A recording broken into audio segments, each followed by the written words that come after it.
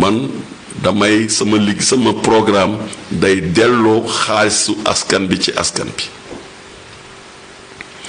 rendre aux populations les ressources de la ville à travers des projets structurants. Justement, par rapport à votre programme, vous l'avez axé sur 10 points. Est-ce que vous pouvez revenir sur les principaux axes justement de votre programme? dama koy tënk rek.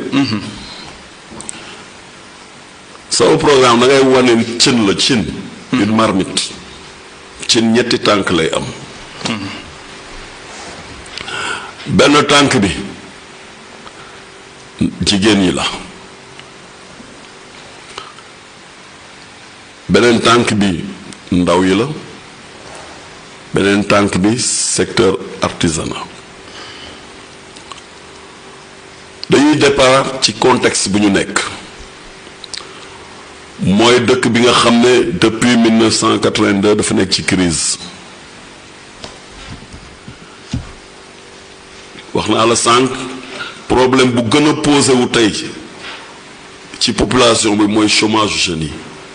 Il y a d'autres problèmes extrêmement compliqués mais foog naa tey waa borom kër bu ne waajur bu ne sa problème mooy ndaw yi sa doom.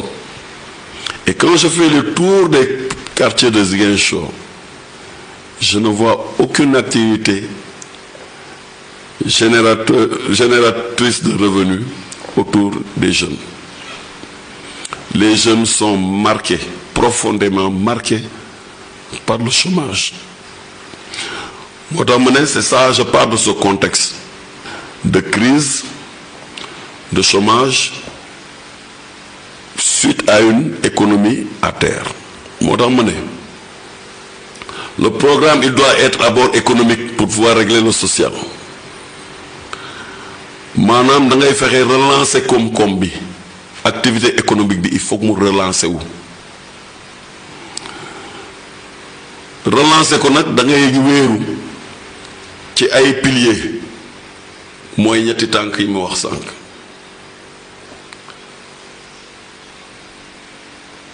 jigéen yi parce que ñoom ñoo organisé wu parce que jigéen yi dañoo am capacité résilience dañ mën adapté wu dañ daan dem ci mutuelle yi ci banques yi di leb mais dañ daan am problème pour fay parce que dañu amoon problème marché d'abord parce que du ñuy defar seen bagage yi duñu am fu ñu ko jaay bu ñu demul foire duñu jaay dara finalement dañu am ay bor finalement ñu am ay problème ñu organiser wu ci quartier yi ak ci village yi def ci lu ñuy wax seen avec yooyu association villageoise d'entraide communautaire qui sont devenus aujourd'hui de véritables banques populaires parce que am na ay avec yoo xam ne am nañ ay millions mais dañ koo tëj ci boîte condamné loolu tamit problème la pour suñu économie parce que xaalis boo xam ne dañ koy dugal ci boîte condamné ba mu mat ay millions problème la mais ñoom elles ont démontré qu'elles sont capables d'avoir de l'épargne kuy économiste xam na que épargne mooy indi investissement comme ñoom ñoo fi am épargne du ñoom rek bien sûr il y a les commerçants et tout ça mais c'est le groupe social qui a la forme d'organisation la plus achevée et qui est inséré au cœur des quartiers et qui est organisé autour d'activités solidaires. Donc ñooñu dam leen di jox modèle économique buy tax ki yoroon 1 million sa caisse avec mu dural la 5 millions te duma laal sa xaalis ku yoroon 5 millions mu jëral la 10 millions te duma laal sa xaalis te duma la utal bor parce que damay teg benn fonds d'investissement boo xam ne épargne la acteurs économiques yi ak waa diaspora accompagner initiative yi tegal leen un modèle économique buy tax ñuy fructifier seen ressources yu ñu yor en les formalisant, en les formant, en leur donnant le matériel nécessaire à l'accomplissement de leur activité. Femmes yi soxlawuñu financement ku yor épargne soxlaw financement xam nga lan la ñu soxla matériel. looloo tax ma andi woon fi ministère de la femme ne leen il faut repenser le modèle de financement et d'accompagnement des femmes. boo yoree xaalis te amoo matériel c'est comme zéro. ñaata xaalis la état Sénégal dugal ci ay financement. Est-ce que ça a réglé le problème? Non. Donc il faut changer de paradigme. Il faut définir des modèles, mettre en place des process de formation, ba pare jox nit ki matériel bi mu soxla pour def li mu jàng. Ce qui fait que mon ambition, c'est d'installer au cœur de nos quartiers les unités de transformation et de production dont les femmes ont besoin pour aujourd'hui répondre à notre demande en consommation, en transformation de nos produits locaux. Mais à côté, elles sont confrontées à une autre problématique. Parce que dañuy defar amuñu fu ñu jaayee wax naa ko sànq parce qu'il y a pas de marché parce que ñëpp a ndóol wala ñëpp ay jaay.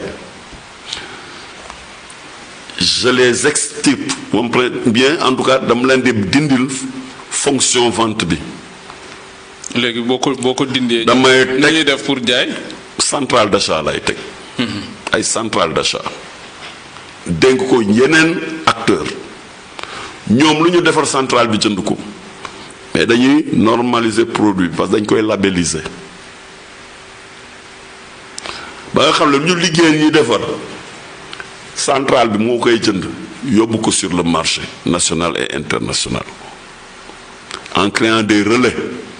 Mais loolu au sein des communautés casamançaises établies à Dakar, au sein des communautés établies dans la diaspora, au sein des partenariats que nous nouons ou que nous les aiderons à nouer avec des groupes étrangers qui auront besoin de matières de première ou de matières de consommation, de produits de consommation. Mais monsieur le ministre, processus boobu dafa laaj ay moyens fan ngay jëlee moyens yooyu. Les moyens sont humains.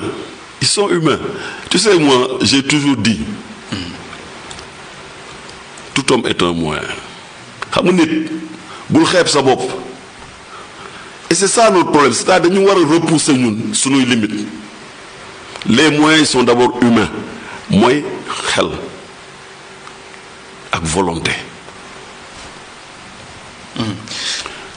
nee naa la moyen mooy lan bu dee xaalis la ñi ma ciblé am nañ xaalis yor nañ xaalis leneen lan la xel mooy tegal leen un modèle économique leneen lan la mettre en place un dispositif opérationnel. ba pare rek mobiliser ay milliards yoo xam ne mairie bi moo koy garanti dese nañu foncier c'est vrai que équipe Ablaye Balde bi jaay nañ lépp mais Ziguinchor dese na suuf am nañ patrimoine qui peut constituer une garantie.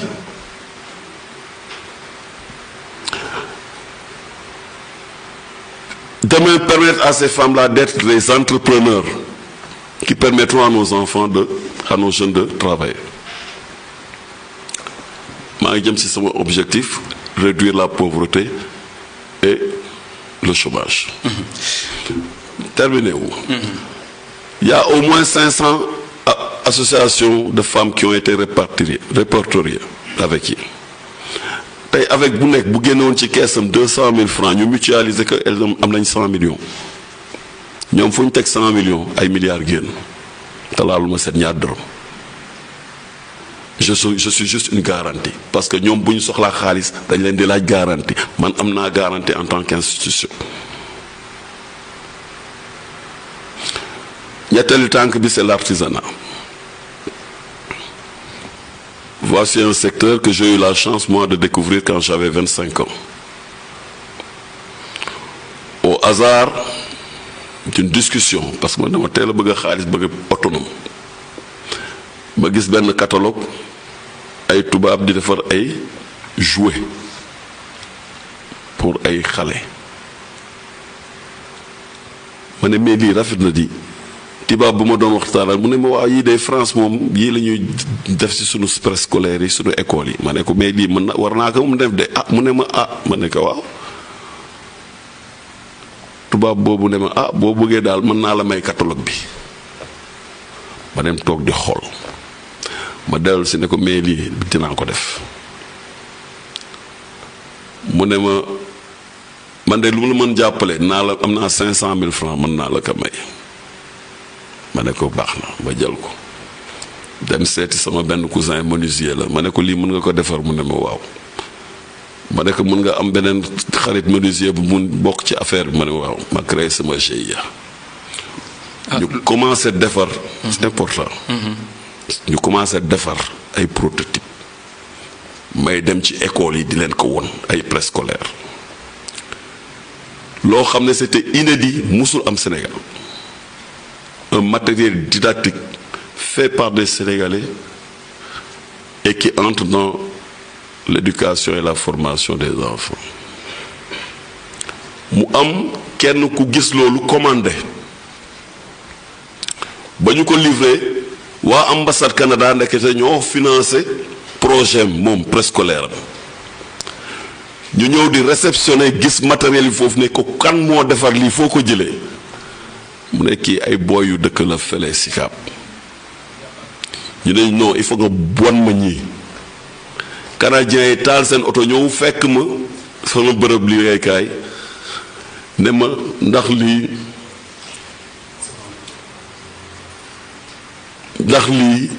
yaa ko defar ma ne leen waaw ñu ne mais yow gis yu nga am ay matériel ma ne waaw je suis limité ñu ne ma suba ñëwal indi dossier ju financé la ñoom ñoo ma jëkk sama premier financement ma jënd ay matériel jox ko samay équipe may jël di ñuy yóbbu ci ay foire di exposé tubaab yi ñëw armée française parce que tubaab dañ doon ñëw di commander di yóbbu France matériel bi parce que c'était de la qualité armée française ñëw ne ma mais ñun xamuñu luñ lay jàppale est-ce que mais am nañ ay marché parce que dañu am ay famille est-ce que boo amee marché ay mobilier di nga ko defar ma ne ko ku mën defar lii war na mën defar mobilier et j'ai des menuisiers derrière moi ñoo me permettre ma gagner mon premier marché de 150 millions je suis parti de 500 000 francs en quelques mois j'ai atterri sur des marchés de centaines de millions te sàcc ma ko dama ko ñàkk mais ça m'a permis de découvrir une chose que nos complexes nous perdaient.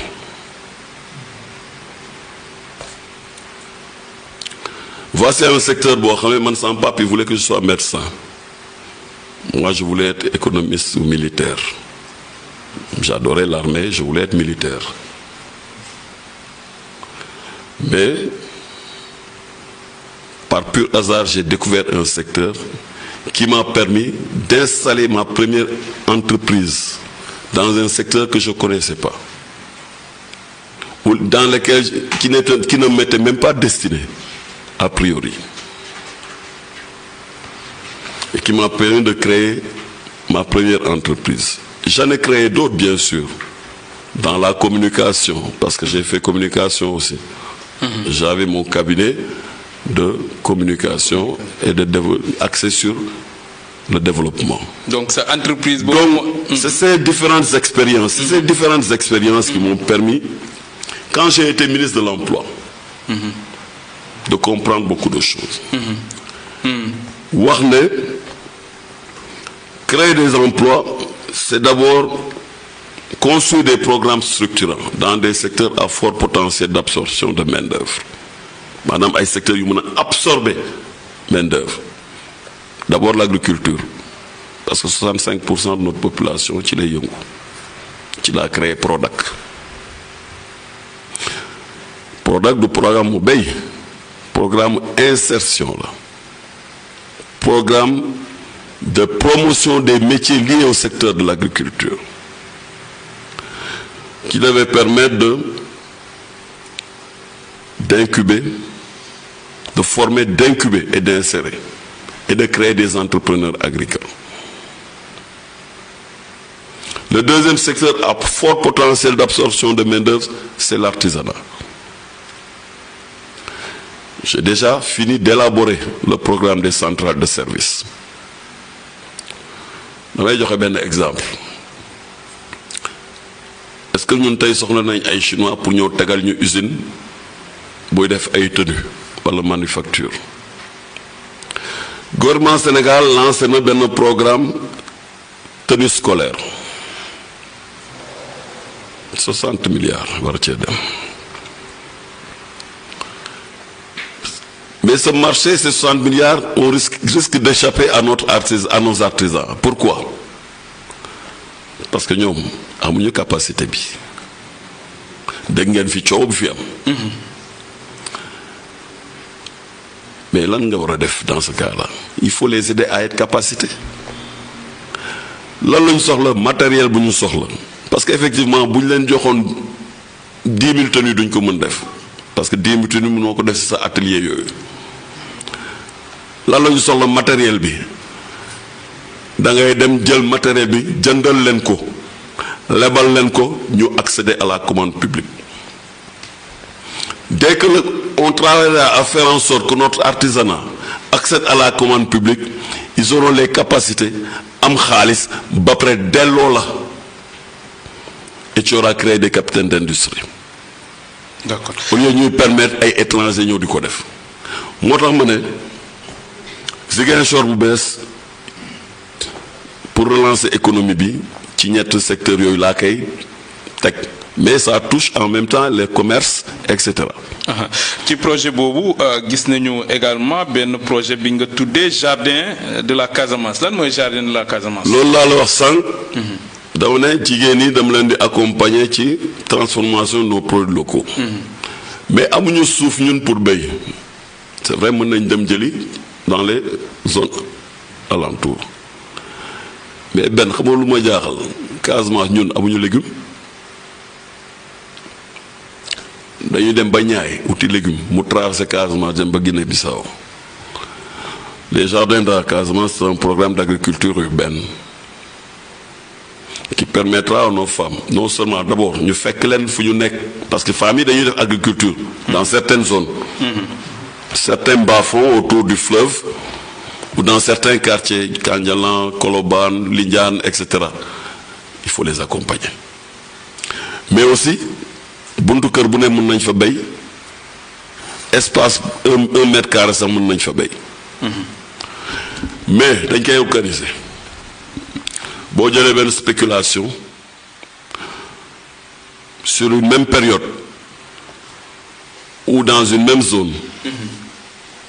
da nga leen di jox lu ñu soxla intrant yi mais ñëppay jiyandoo ñëppay góobandoo et tout le monde surveille avec ces groupements avec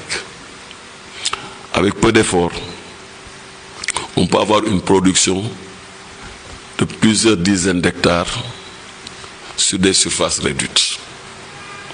D'accord. Et qui permettent maintenant aux femmes de transformer loolu boo jëloon kaani par exemple nga ne waa Grand Yoff wala waa Kandialan ci ñetti weer dama bëgg a kaani ñoom ñëpp ñu defandoo kaani ci ay espace réduit ñu boo góob ak doo ko nga récupérer ñenn ñi nga permettre ñu transformer ko ñeneen ñoom ñu commercialiser ko. C'est énormément de millions qui vont entrer dans les caisses des femmes et ce projet aura comme label les jardins de Casamance parce que loo gis dañ ko war a labelliser. D'accord. yaa ngi wax tamit setal projet intégré setal Zig loolu mooy lan. waaw Ziguinchor moom moo doon dëkk bu gën a set ci Sénégal. waaye ba fi Ablaye Wade toogee Ablaye Balde toogee ba léegi de foog naa ni gisatuñu Ziguinchor bu set. et li ma gën a choqué démb j'étais à Belfort xoolal canal bi nekk Belfort maa ngi yoon ci marché bi xoolal marché bi nu mu mel xoolal canal bi romb kii nu mu dati Kandé nga xam ne ay garab dañu sax ci biir canal bi boo demee dans le Bukot ay yaamatoñ dootoo gis caniveau yi ndax fees suuf ça Ablaye Balde ne respecte pas les Ziguinchorois il ne respecte pas les Ziguinchorois ndaxte canalisation dañ koy curer et c'est le rôle de la mairie moo tax bu tawee ndox yëpp envahir kër yi. Comment on peut laisser le marché de Bukot dans cet état? te yaa ngi jël juuti dem naa village artisanal j'étais choqué de voir infrastructure bi nu mu mel. Ziguinchor seetal Ziguinchor c'est reconstruire Ziguinchor sur le plan des infrastructures, sur le plan de l'environnement et du cadre de vie. Permettre ñuy liggéey ñu liggéey dans des conditions de performance. École yi ñu defaraat ko xoolal ma école Malick Fall nu mu mel ak yeneen école alors que c'est une compétence transférée. Postes de santé yi foog ñu defaraat ko mais lu baax ci seetal Ziguinchor sax du loolu mooy damay jël ASC yi association citoyenne de jeunes yi transformer leen en régie de quartier ku nekk reste sa koñ mais damay transférer ay ressources vers les ASC et vers les associations de jeunes dans le cadre de régie de quartier du ma jëli benn entreprise Ndakaaru wala feneen ku nekk day reste sa koñ mais na ressource jóge ci ville bi ci commune bi dellu ci jeunes yi parce que jeunes yi xaaruñu ñu set setal du lu bees. donc su ma la dégloo bu baax mooy da ngeen di jox li ngeen naroon jël di fay nit ñi moom ngeen di delloo ci ASC yi. ci ASC yi ku nekk reste sa koñ parce que booy spontanément les dimanches dañuy yeewu di set setal j'ai pas inventé je suis un observateur et un pragmatique mais j'ai compris aussi que trop de bénévolat tue le volontarisme. Il faut transférer des ressources loolu yëpp lu ko indi mooy lan mooy pour man dañu war a delloo xaalisu Ziguinchor seen loxo te xaalis biy circuler day créer émulation day susciter marché une monnaie doit circuler et man mon projet c'est de faire en sorte que képp ku am kàttan nga nekk en mesure d'être dans le processus de construction du Ziguinchor bu bees. Parlant de ce Ziguinchor bu bees am na ku leen accusé ni da ngeen ko plagier. ci fan François Mendy. ci kan lañ ko plagier. mu ne da ngeen ko plagier. ci kan moom moo créé Ziguinchor bu bees. François Mendy kuy kooku. ah bëggoon na nekk candidat Ziguinchor. oh boy dañ wax lu sérieux. d'accord monsieur le ministre am na tamit ci sa biir programme li ma gis mooy wax nga waxu festival nga tuddee ko festival Ziguinchor art culture Festi ZAC. waaw ça c'est le secteur globalement de la culture. comme ni mu la ko waxee man dama bëgg secteur économie bi ñu relancer ko. Ziguinchor quand même booy population yi ñu ngi beaucoup ci art bi ñu am chance nag nekk une ville cosmopolite maanaam culture yu bari daje fi mais loolu chance la pour ñun booy artistes yi dañ may seet si dama am plateau dama am lii dama am lee ma leen gars yi toog leen ñu waxtaan man damay gis waa nigériens yi ni ñu def am ay stars yu am ay milliards di gis sud-africain yi di gis ñeneen ak ñeneen fooguma ne ils sont plus talentueux que nous naka la doon def ba am ay milliards te ñan mun leen ko am. Moi je veux qu'on fasse un pari il faut boo leen mënul dundee ci seen art ci seen métier nañ bay. Si on n'est pas capable de faire en sorte que notre culture génère des milliards, on est dans le loisir et l'amusement et le folklore.